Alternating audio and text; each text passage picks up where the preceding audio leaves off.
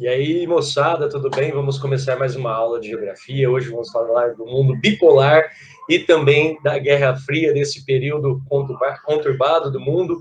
Mas é importante dizer que é uma visão geográfica, beleza, pessoal? Vamos nessa, então. Muito obrigado. Bora lá. Primeiramente, pessoal, aquele que não pode faltar, matinal de sempre, salve, salve, imprescindível, utchorarã, bom dia! Bom dia! Bom dia! Bom dia!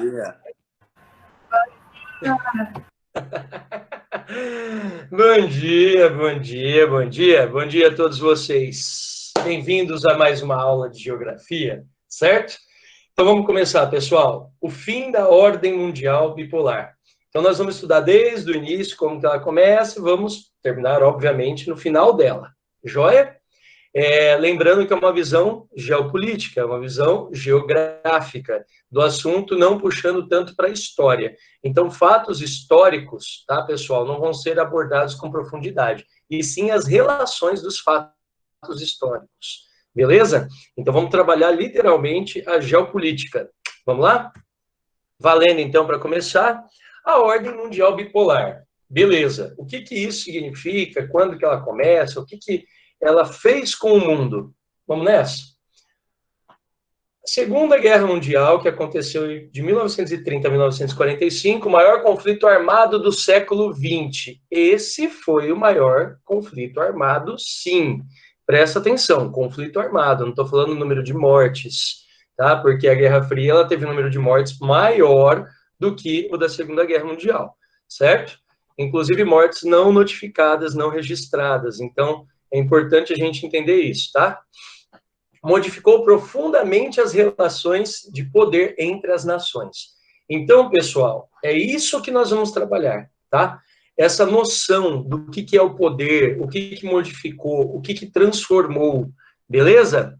Lembrando que esse vídeo vai estar disponível para vocês depois darem pausa, pôr para frente, gravar e etc. E fica à vontade. Bom, após o fim das batalhas, emergiram duas superpotências econômicas. Repara, duas superpotências econômicas no cenário internacional, Estados Unidos e União Soviética, joia? Que passaram a disputar o poder mundial que antigamente estava concentrado no território europeu. Só assim, mas vem cá, a Rússia não é europeia? É sempre bom lembrar. 1/3 do território russo está na Europa, 2/3 deles estão na Ásia. Mas 90% da população russa mora do lado europeu da Rússia, certo? E 10% da população russa mora no lado asiático da Rússia. Beleza? Então, geograficamente, fisicamente, a Rússia ela predomina na Ásia. Mas só que falando da questão humana, a Rússia predomina na Europa. Joia? E aí vocês percebam que não fica naquele eixo Inglaterra, Portugal, Espanha, né, que foram os grandes conquistadores, França ali na rabeta, Holanda também, né, sai um pouco desse eixo e vai ali para o lado oriental da Europa, pegando uma parte da Ásia, que é a União Soviética, e também vai para as Américas, com os Estados Unidos como grandes potências. Presta atenção que é isso que eu quero trazer para vocês. A desconcentração europeia, tá? Vamos lá. Embora aliados durante a guerra, esses dois países tinham modos de produção antagônicos. Então, assim, os Estados Unidos vigorava o capitalismo e na União Soviética vigorava o socialismo. Beleza, sem problema nenhum. Agora, eles eram aliados para derrotar os inimigos. Beleza? Assim que eles derrotaram a Alemanha, assim que eles conseguiram fazer tudo o que eles precisavam na Segunda Guerra, começa a disputa de ego. Sabe aquele negócio, 2 galos no mesmo galinheiro, não dá certo? É mais ou menos o que aconteceu. 2 países gigantescos, 2 potências gigantescas, mas com pensamentos opostos, tá? Dentro de um mesmo cenário. Não ia dar certo. E não ia perdurar por muito tempo. Então, vamos lá. Vamos dar uma olhada aqui, ó. Ordem mundial bipolar aqui, ó.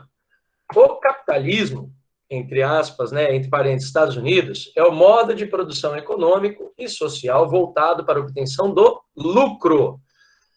Preste atenção, nós já tivemos aula de capitalismo, mas isso aqui é só para lembrar um pouco vocês, né? Na existência da propriedade privada e da exploração do trabalho assalariado. Então, propriedade privada, trabalho assalariado e lucro. Capitalismo total, isso aí, certo? Agora, olha aqui, ó. O socialismo é um modo de produção socioeconômico. Ele depende da sociedade para a economia ser gerida, certo? Ele não depende de um indivíduo proprietário de uma grande terra. Ele depende das pessoas para movimentar a terra. Né? Já é um sentido ao contrário. Não é o unitário do capitalismo. É o social, é o todo, certo? Com características distintas, implantados pela primeira vez em 1917 na Rússia, Revolução Russa, né? Que posteriormente construiria a URSS, certo? Certo? Então ia constituir a URSS num futuro muito próximo, beleza? Isso é importante destacar para vocês. Agora olha aqui, na Europa Oriental se transformou em área de influência da União Soviética. Preste atenção nisso, ingressando-se, portanto, no mundo socialista, pessoal. Olha só, a União Soviética ela vai acabar ingressando no mundo socialista. Isso é interessantíssimo. Por quê? Quando eles veem o sistema que aconteceu ali e a população estava numa questão geopolítica, vamos falar assim, terrível, dentro da Rússia, da Geórgia, Ucrânia, Estônia, Letônia, Lituânia, e vai. O pessoal estava muito sem comando. E a economia estava terrível. Quando você chega para os caras e fala que vai planificar a economia, vai dar uma economia de igualdade para todos, como os pobres eram a maioria, a população realmente apoia. Beleza? E acaba apoiando esse sistema. Em contrapartida, a Europa Ocidental tornou-se a área de influência dos Estados Unidos, certo? Integrada ao mundo capitalista, que veio a determinar a situação geopolítica das 5 décadas seguintes. Preste atenção, 5 décadas seguintes. Nós estamos falando, então, de um tempo, não é 2 anos, 3 anos, 7 anos, 8 anos, como é o caso de uma guerra mundial. Foram 5 décadas que movimentou a situação geopolítica do mundo, e principalmente das regiões que aceitaram o modo capitalista. Beleza? Então, importante isso aí, ó, trabalhar com essas 5 décadas. Tá? Guerra Fria. Vou dar uma visãozinha da Guerra Fria para vocês, também na questão mais puxando para a geopolítica. Guerra Fria foi uma guerra ideológica, um conflito não armado. A Guerra Fria, ela foi uma guerra não armada, tá? Esse não armado entre aspas. Por quê? Foi quando eles correram mais atrás de arma. Mas só que não foi armado de armar a população. É isso que é interessante. Preste atenção. Lógico, em lugares que eles foram para frente de combate, tinha que armar a população, óbvio. Mas foi uma disputa entre os países. Os Estados Unidos se armando e a União Soviética se armando. Aquelas brigas que aconteciam, eu achava lindo, né? Tem uma parte assim da história, os Estados Unidos fala lá, eu não lembro exatamente quantas vezes, ele falou assim, eu tenho arma para destruir o mundo 18 vezes, a União Soviética vinha e falava, eu tenho arma para destruir o mundo uma vez e já basta. Né? Era um negócio assim, era uma disputa que tinha, os caras colocavam nos seus principais centros, passavam na televisão, mostravam imagens dos exércitos, das armas, dos mísseis enormes, né? Eu lembro que eu tinha um professor na faculdade que ele falava assim que os mísseis da União Soviética pareciam carros alegóricos do Carnaval do Rio de Janeiro, que ele chamava Joãozinho 30, que era um grande carnavalesco do Rio, né? Para fazer os mísseis lá, que eram ocos por dentro. Mas só que eles falavam, ó, nós temos esses mísseis 28 metros de comprimento, eles atingem 15 mil quilômetros. Os Estados Unidos, cara, meu Deus, ia lá e se armava, fazia uma arma maior e se preparava mais, enquanto a outra arma era oca, né? Então, assim, a Guerra Fria, ela tem vários contextos que não cabe a mim ficar contando muito, senão vou acabar com a aula do meu querido professor de História, Carlão, né? Mas, assim, é bem interessante porque na geopolítica a gente coloca como não armado. Quem se arma é o país e não necessariamente a população, porque a guerra não acontece em território dentro dos Estados Unidos, nem em território dentro da União Soviética. Eles vão procurar outros lugares para fazer as suas disputas e deixar o mundo em eterno conflito, né? Em eterna tensão por guerra. Isso é interessante, porque é mais ou menos assim. Eu não quero festa na minha casa, porque se eu fizer festa na minha casa, a bagunça vai ficar, eu limpar. Como eu não quero limpar, então eu vou fazer festa na casa dos outros. É mais ou menos isso. Vamos fazer a guerra nos outros lugares. Vamos testar nosso potencial bélico em outros lugares. Mas só que vão morrer outras pessoas, como morreram, se espalhou por todo o globo. Tá? Foi terrível o período. Nesse período, nós tivemos várias coisas para destacar para vocês, vários movimentos sociais importantes, que não vai ser falado agora, tá? Nós vamos falar mais para frente. Um deles, o Woodstock, por exemplo, que eu julgo ser um dos símbolos desse período conturbado e a busca por paz, amor, não guerra, né? E assim sucessivamente. Mas é bem interessante, né? Então vamos lá. Um conflito não armado, entre aspas, porque foi muito armado, os próprios países se armaram, né? Entre os blocos capitalista e socialista, que se prolongou por mais de 4 décadas. Então a Guerra Fria ela teve uma duração pouco maior do que 40 anos. Importante isso, importante a gente entender esse fato. Vamos lá. Consagrou-se como conflito leste-oeste também, né? Dividiu o mundo em leste-oeste e tal. Um enfrentamento ideológico do bloco socialista, no leste, e o bloco capitalista, no oeste, liderado pelas duas superpotências da época, União Soviética e Estados Unidos, respectivamente. Até dei um jeito de colocar aqui embaixo um do outro, assim. Tudo bem? Tranquilo? Então vamos lá. A partir de então, o mundo, presta atenção nisso, o mundo viveria um estado de tensão constante. Era isso que eles queriam. Que o mundo ficasse constantemente pressionado e que você tomasse partido de que lado que você é do mundo. Opa, presta atenção. Parece com o momento atual, se você não é ele, você é ele. Nessa época era igual. Parece que está aflorando os sentimentos de épocas passadas. Preste muita atenção nisso.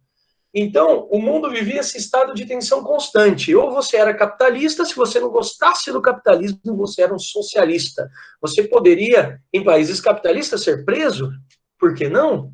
Certo? Nós estamos falando do período, desse período de Guerra Fria, foi o período que aconteceu também as ditaduras militares, principalmente em países mais frágeis economicamente, que poderiam se transformar em socialistas, na visão deles. Não que ia se transformar, mas na visão deles. Então, por isso que os Estados Unidos ajudam uma ditadura militar no Chile, por isso que os Estados Unidos ajudam uma ditadura militar na Argentina, por isso que os Estados Unidos praticamente exigem uma ditadura militar dentro do Brasil. Olha só que interessante, que visão, que contexto. É isso que eu quero trazer para vocês. Eu quero que vocês pensem no macro. Eu quero que vocês vejam a Guerra Fria. Não, beleza, Guerra Fria, União Soviética, tal, vai lá na Coreia, divide a Coreia em dois, divide o Vietnã em dois, vai para Cuba, Baía dos Porcos. Beleza, gente, tudo isso é lindo. Mas só que eu quero um olhar geográfico. O olhar geográfico ele é bacana também. O que ele modificou na sociedade? Ele vai trazer cicatrizes que não foram curadas até o dia de hoje. Tem famílias que perderam pessoas e até hoje não tiveram respostas. Tudo por um motivo de Guerra Fria, de ideologia de dois países. Por mais distante que nós estávamos, nós fomos atingidos em cheio. Beleza? Então é interessante isso, né? No limite entre a paz e a guerra, que era o que eles queriam, causar o caos. Porque você com medo, você se aproxima de alguém. E aí eles torciam para você escolher se alguém para ser o capitalista, o outro torcia para ser o socialista, certo? As superpotências, presta atenção, líderes de blocos antagônicos, olha isso aqui, ó, aumentavam seu arsenal bélico, então aumentavam sua quantidade de arma, conhecido esse episódio como corrida armamentista. Então, nesse período do mundo em tensão, sabe aquele negócio? Vê se parece com hoje em dia algum discurso. Ah, o bandido tem arma, eu tenho que ter arma para me defender. Era isso que acontecia na época. Você deixava o mundo em perigo, aí aparecia o super-homem, aparecia um Capitão América, que mostrava que eles eram o lado do bem. E mostravam que eles conseguiam salvar você. Vai muito além do cinema. O cinema é uma via ótima para você pegar a população que não acompanha a realidade dos fatos. Preste muita atenção. Super-heróis sempre nas cores nos Estados Unidos. Os ruins sempre com detalhes vermelhos. O filme 007, ou ele está brigando com um chinês, ou ele está brigando com um russo. Por que não? O 007, o James Bond, salvou o mundo várias vezes. Bacana. Olha só o jeito que os caras dão para atingir a nós. Charles Chaplin, considerado um socialista, por fazer uma crítica ao modo de produção fordista, ser perseguido, fichado, preso, fichado, por fazer uma crítica no cinema quanto ao ideológico fordista. Uau! Que mundo era esse? Agora também, observem, nós estamos voltando a esse novo contexto. Isso é importante. Olha aí. Em 1947, os Estados Unidos propuseram o Plano Marshall. Isso é importante. Plano Marshall, que era para recuperar, reconstruir toda a Europa através de empréstimos e fornecimento de equipamentos. Tá, beleza. Esse é o lado pedagógico. O lado não pedagógico. Os Estados Unidos estavam lá financiando os caras, falando assim, olha, suas indústrias foram todas destruídas. E, lógico que eles não vão falar isso, mas assim, eles pensando, pelas armas que nós fornecemos a vocês, e vocês estão devendo essas armas, então agora vocês vão dever a reconstrução. Algumas, eles tinham países que estavam devendo tanto que os Estados Unidos emprestou dinheiro e falou, não precisa pagar. Só paga as armas que vocês consumiram na Segunda Guerra Mundial. Só paga as armas que vocês ainda estão devendo da Primeira Guerra Mundial, aí tá tudo certo. Para vocês terem uma ideia de como que era. Suas indústrias estão quebradas, estão destruídas, não tem mais ninguém. Eu tenho uma indústria minha que funcionaria bem aqui e leva a indústria dos Estados Unidos para a Europa. Olha a expansão das multinacionais no período de Guerra Fria, aproveitando da fragilidade de países. Importante, importante. Em 1949, 4 anos após o término da Segunda Guerra Mundial, os militares, as forças armadas, as forças militares aliadas que ocupavam a Alemanha entraram em desacordo. É óbvio. Aquilo que a gente estava comentando. 2 galos dentro do mesmo galinheiro não ia dar certo, né? Manifestavam-se as divergências que caracterizaram a Guerra Fria. E, presta atenção nisso, levaria a uma divisão da Alemanha em 2 países.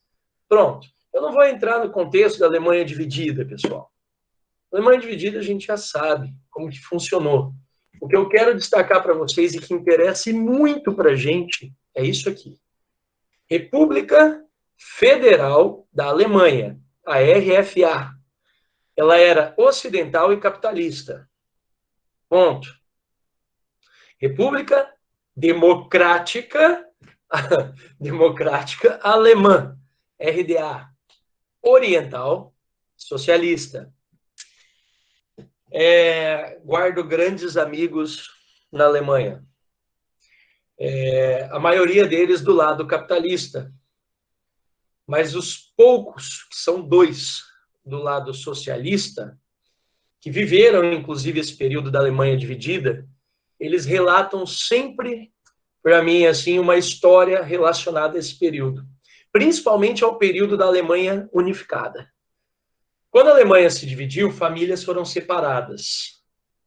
Pessoas, amigos, estrutura social foi dividida. Beleza. O símbolo disso, o Muro de Berlim, na cidade de Berlim, para simbolizar a divisão. Quem fez foi o lado soviético, que não queria mais os soviéticos ou os socialistas passando para o lado capitalista. Então, quem fez foi o lado socialista. É sempre importante, quem fez o muro.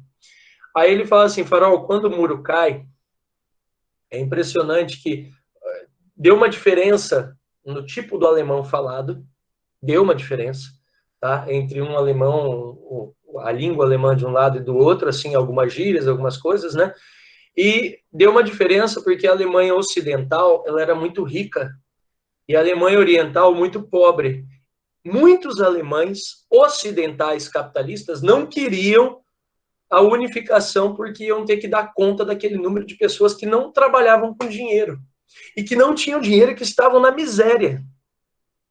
Olha só que catástrofe que fizeram com uma cidade, com um país, com uma população que a população em si, grande parte dela não tinha culpa.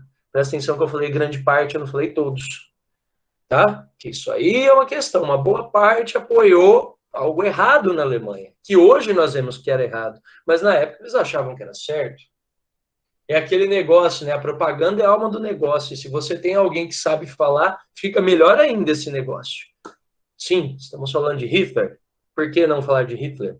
Certo? Mas é só para lembrar vocês. E para deixar claro para vocês uma palavra de alguém que é de lá de dentro. Ele fala, Farol, eles discriminavam a gente nos 10 primeiros anos, 15 primeiros anos de unificação da Alemanha. Isso não tem em livro, isso aí é relato de quem viveu. Mas ele falava, nós éramos discriminados pelo fato de termos vindo da Alemanha Oriental, da República Democrática Alemã. Beleza? Então são declarações fortes, interessante a gente saber, eu passar para vocês terem uma dimensão do que é isso, do que foi esse período. Olha aí, Alemanha dividida entre Ocidente e Oriente. Eu coloquei esse mapinha para ficar bem claro para vocês, tá? Vamos lá. Território atual da Alemanha é esse aqui, ó. Esse aqui é o território da Alemanha, tá? Tudo aqui bonitinho. Joia? Esse é o território atual da Alemanha. Bom, limites entre as duas Alemanhas. Era passado aqui, ó, limite entre as duas Alemanhas. Aqui ficava a Alemanha socialista e aqui, tudinho isso aqui, ficava a Alemanha capitalista. Joia? Aqui era um território que era controlado pela Alemanha. Em 1937, né? Isso, em 1937. Esse território era de comando da Alemanha. Foi quando ele tinha invadido a Polônia, etc, etc, etc, tá? Vamos lá. Zonas ocupadas. É interessante isso, ó. O Reino Unido está aqui. Estados Unidos está aqui. A França, esta região. União Soviética, aqui, pessoal. Agora, olha o que eu vou chamar a atenção de vocês. Território do Ruhr, né, do Vale do Rio Ruhr, sob o controle internacional, de 1948, 49 até 52. É esse canto aqui. Por que essa região aqui ficou sob domínio? Vocês têm ideia?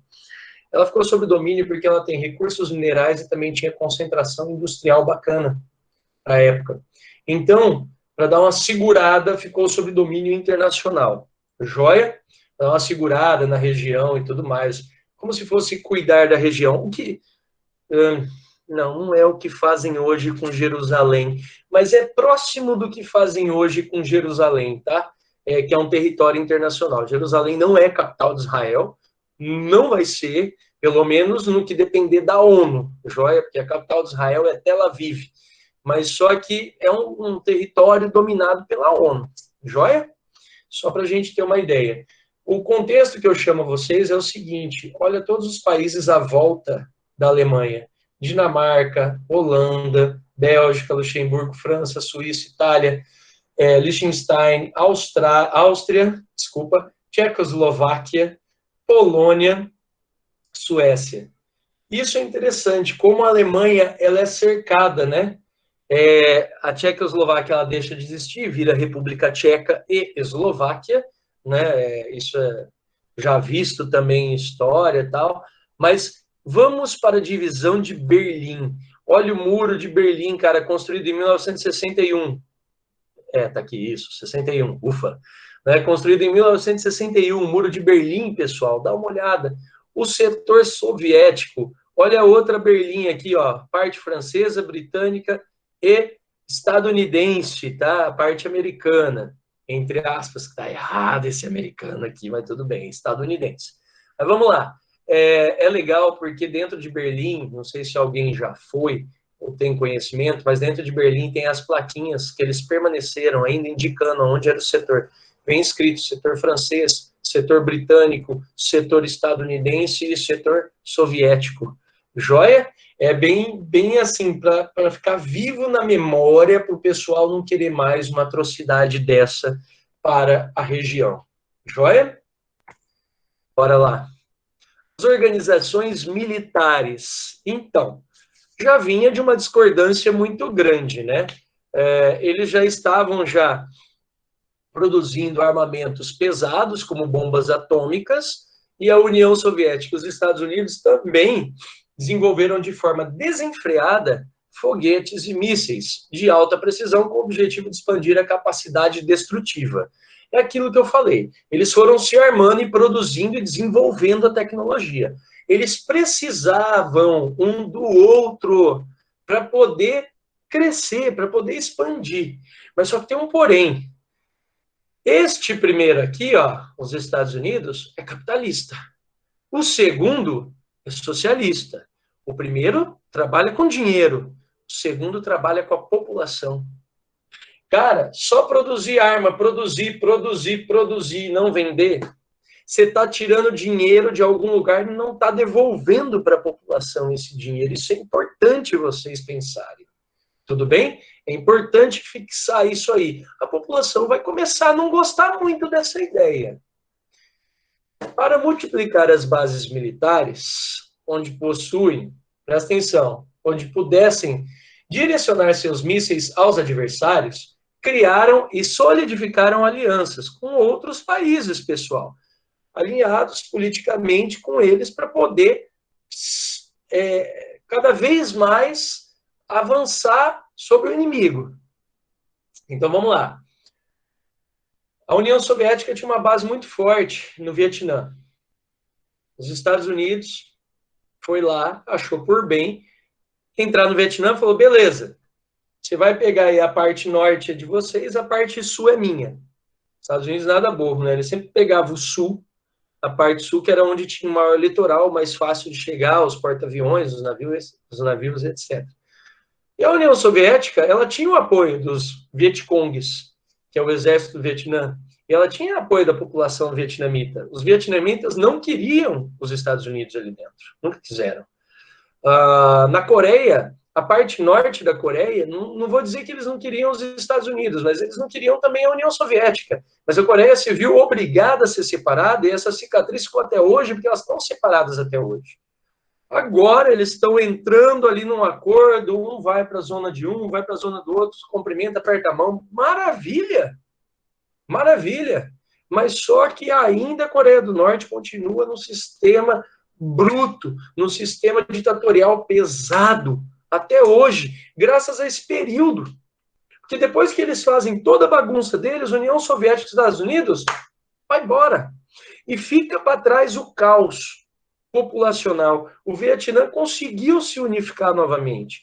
Por quê? Porque a população queria apenas os socialistas, não queria os capitalistas. No caso do Vietnã deu certo. No caso da Coreia, a população estava lá, não queria nenhum nem outro, estava meio dividido, mas os que apareceram para eles deu certo. E foi fomentado esse ódio entre as duas Coreias durante décadas. E a população de hoje continua pagando o erro de antigamente. Então é importante. Vamos pensar nisso. Vamos pensar. O que a população cubana, a população cubana tinha a ver com tudo isso? Para que se tornar uma disputa de ódio entre duas potências que depois abandona Cuba, faz bloqueio continental? Gente, complicado. Um abandonou e o outro fez bloqueio continental e ficou Cuba lá. Pelo amor de Deus. Aí, o que a população cubana, em sua grande maioria, tem a ver com isso? Dessas alianças surgiram a Organização do Tratado Atlântico Norte, a OTAN, que é do lado capitalista, beleza? E o Pacto de Varsóvia, que é do lado socialista.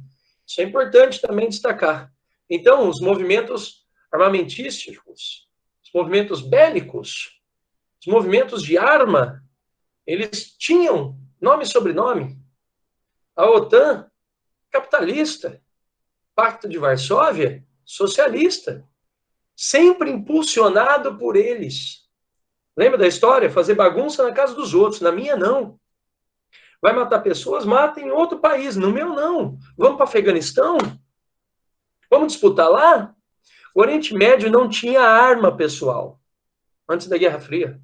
O Oriente Médio não tinha arma. Não tinha problema bélico. Tinha desacordo entre as religiões, mas eram resolvidos entre eles, até entrar a Guerra Fria no Oriente Médio. Irã, Iraque, Kuwait, Guerra do Golfo. Afeganistão, apoiado pela União Soviética. Paquistão. Gente, Paquistão já estou saindo, estou indo ali para o Sudeste Asiático. Aí a Índia tem uma ajuda maciça da Inglaterra, uma base capitalista. Cara, loucura. Muita loucura. Vamos olhar aqui que é melhor. Esse verde aqui, ó, que nós temos. O que representa aqui esse verde mais escuro? Ó? Aliados militares dos Estados Unidos em 1962. Países membros da OTAN. Agora eu quero chamar a atenção para vocês aqui. Olha a União Soviética aqui, ó, a corzinha dela, que vem até para a Europa Oriental. Países membros do Pacto de Varsóvia, 1955. Atenção. Eu chamo a atenção para vocês. Aliados militares da União Soviética. Olha aqui um deles. Mongólia. Olha outro aqui, ó. Vietnã. Mongólia até hoje apoia a Rússia. Até hoje eles têm acordos. Atenção. Ninguém lembra da Mongólia. Ela está ali. Potencial destrutivo grande. Potencial bélico grande. A China entrando em desalinho com os Estados Unidos hoje. Já foi a grande parceira. Olha aqui, ó. Outros países socialistas, tá vendo aqui? A China já foi a grande parceira da União Soviética e está voltando a ser a grande parceira da Rússia. Olha o trio aqui, ó. Estou chamando a atenção de vocês para isso. Tem várias notícias falando sobre isso. China, Mongólia e Rússia. Atenção para esse trio. Esse trio é importante. Olha aqui a Coreia. Atenção na Coreia. Coreia do Norte, no caso. Atenção para a Coreia aqui, ó, ela aqui, ó, Coreia do Norte, ó, atenção. Beleza, pessoal? Chamo muita atenção de vocês para isso. Olha a divisão da Guerra Fria, a divisão militar do mundo, para quê? Para quê? São só perguntas. Boa época para lançar um jogo de estratégia e domínio territorial para aguçar na sua população a questão de dominar o território do próximo. War. Mas, vamos embora. Não vamos nem falar do Star Wars, né? Star Wars, sabre de luz vermelho, pertence ao mal, né? Pertence ao líder do mal, Darth Vader, que é o renegado pelo lado do bem, que ele nasceu não, né? Ele se criou do lado do bem, e virou para o lado do mal. Segunda Guerra Mundial, União Soviética era do lado do bem. Na Guerra Fria, União Soviética se tornou o lado do mal. Corrida espacial. Olha, Star Wars, não é? Guerra nas Estrelas. Tem alguma coisa a ver? Total. Muito, muito a ver. A disputa pelo poder entre Estados Unidos e União Soviética não se restringiu à busca da supremacia política e econômica. Não queriam apenas a busca política e econômica, pessoal, mas o objetivo da liderança, liderança tecnológica, como foi visto na corrida espacial. Tá? Depois a gente explica melhor esse negocinho do Star Wars para quem não entendeu. Tá? Alguns aí já pegaram, com certeza. Por trás dessa disputa, vislumbravam-se outros interesses. Primeiro interesse, propagandístico, óbvio. Utilizar a conquista espacial como instrumento de divulgação mundial da superioridade dos seus respectivos sistemas econômicos. Primeiro ser aí para fora, os primeiros satélites russos. Beleza. Primeiro ser aí para fora, cadela laica. Primeiro ser humano aí para fora, entre aspas, ou fora da atmosfera, porque se a gente entrar no assunto de geografia, eles não foram para o espaço, nesse momento histórico, mas tudo bem.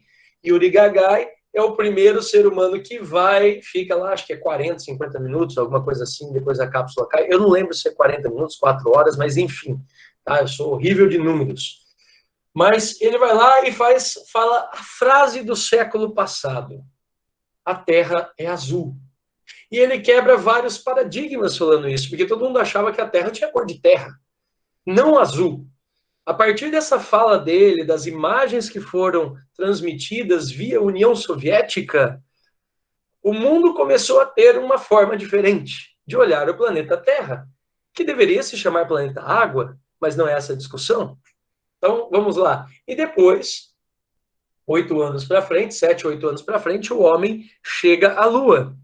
Aí vem uma outra discussão, o homem foi para a Lua, não foi, foi armado, era só para dar uma resposta à União Soviética, que já tinha conseguido colocar o homem no espaço, uma cadela no espaço, colocar primeiramente o satélite, então a União Soviética estava em alta.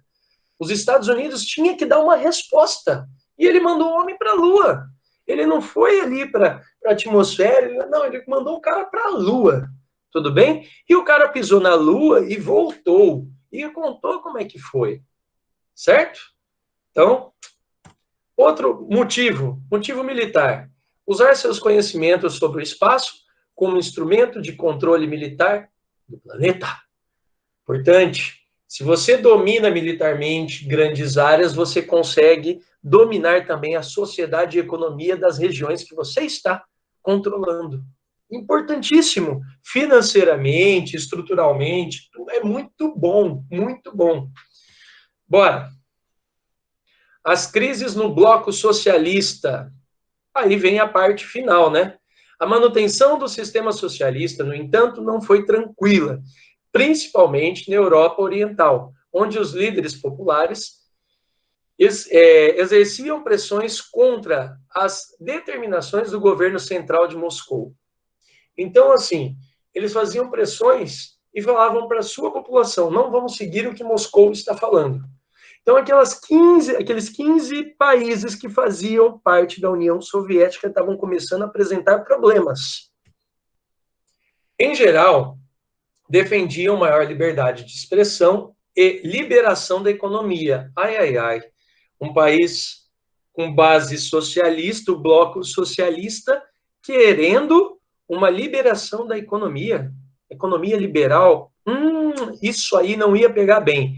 Para manter sua influência, o governo da União Soviética chegou a invadir os países insurgentes, são os países que estavam fazendo frente a ele, né, do bloco socialista com tropas militares do Pacto de Varsóvia. Então ele usou a própria tropa do Pacto de Varsóvia para invadir países que estavam querendo fazer bagunça dentro do sistema, que não queriam mais o sistema socialista, eles estavam procurando uma saída, uma transformação. Outro exemplo é na Tchecoslováquia, a chegada ao poder de uma facção política que defendia reformas liberais, já era mais aguda a Tchecoslováquia, né? Ela defendia reformas liberais e democráticas. Também, presta atenção nisso, né? Desencadeou uma crise que ameaçava, mais uma vez, a unidade do bloco soviético. Então, vocês foram vendo, eu estou mostrando para vocês pontualmente, geopoliticamente, como que foi o fim do socialismo.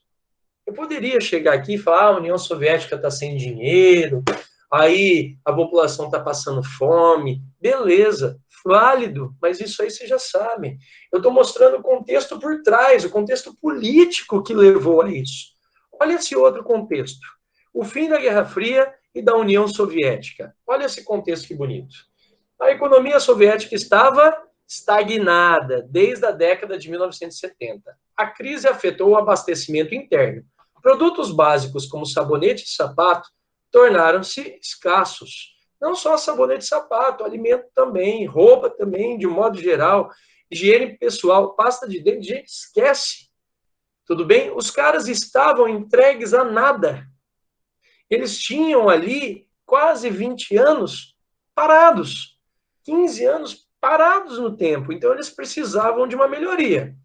No cenário internacional, o poder soviético se esvaziava, enquanto a economia, como a do Japão e dos tigres asiáticos, se fortaleciam. Por que falar da economia do Japão e dos tigres asiáticos? Olha esse detalhe aqui, ó. No início da década de 1980, por exemplo, agravava-se a crise soviética e o produto interno bruto era superado pelos japoneses. Por que dos japoneses? Que saiu da Segunda Guerra Mundial como um país de economia arrasados. A parte econômica do Japão foi arrasada na Segunda Guerra Mundial. Acabou na Segunda Guerra Mundial. Eles começaram a se construir, se reconstruir em 1950. Nós estamos falando de 30 anos depois, o Japão, que era nada, estava passando a União Soviética, o gigante mundial. Presta atenção nisso, eu não estou desmerecendo o japonês, mas estou fazendo a comparação. Olha aqui.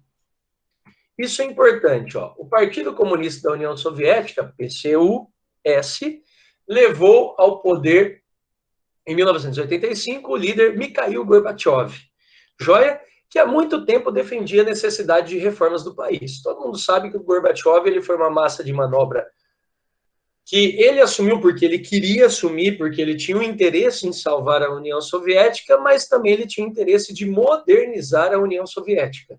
E com isso, depois do Gorbachev, vai vir o Yeltsin, né, que vai findar, vai acabar com a União Soviética. Mas espera lá, vamos ver um pouquinho antes. O que o Gorbachev fez? O Gorbachev fez aqui, ó, a Glasnost. Significou a nova orientação da política interna e externa da União Soviética. Liberação dos presos políticos, final da censura à imprensa e adoção de uma política de distensão, de afrouxamento militar, com abrandamento dos confrontos que poriam fim à corrida armamentista. Então, o que ele queria? Vamos parar de gastar com arma, vamos salvar a população. Mas só que muitos soviéticos não queriam perder para os Estados Unidos.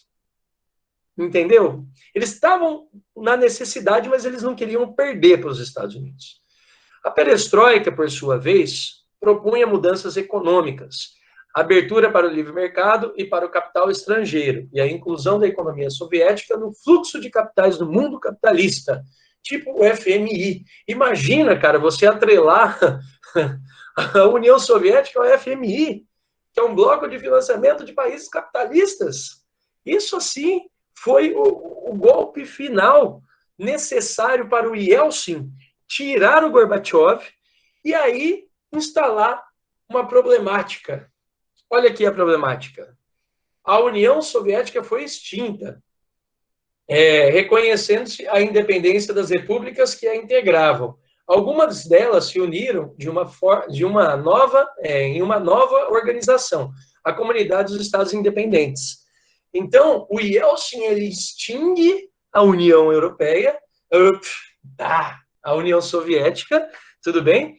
E vai propor isso aqui, Comunidade dos Estados Independentes, a união dos 15 países que faziam parte para fazer parte dessa comunidade, mas só que assim, cada um por si, Deus por todos. Nós vamos se ajudar a entrar nesse mercado econômico. 3 países não quiseram: Lituânia, Estônia e Letônia. Ó, Lituânia, Letônia e Estônia. Esses 3 não quiseram. Os outros 12 fazem parte da SEI. Tudo bem? Então, os países que não aderiram à SEI. Esses aqui já estavam de olho, sabe em quem? Na União Europeia. Eles queriam fazer parte da União Europeia e conseguiram. Isso é o mais interessante. A União Europeia fez questão de pegar esses 3 países pequenos e transformá-los na junção com a União Europeia. Joia? Beleza? Muito obrigado pela atenção, muito obrigado pelo carinho aí. Vou abrir agora para perguntas. Valeu! Show de bola, moçada, que aula massa, sensacional. Muito obrigado pela participação de todos aí. Não esqueçam de fazer a sua inscrição aqui em cima, tá, pessoal? Não esqueçam de aproveitar os vídeos aqui. Grande abraço, valeu, show de bola. Até mais, tchau, tchau.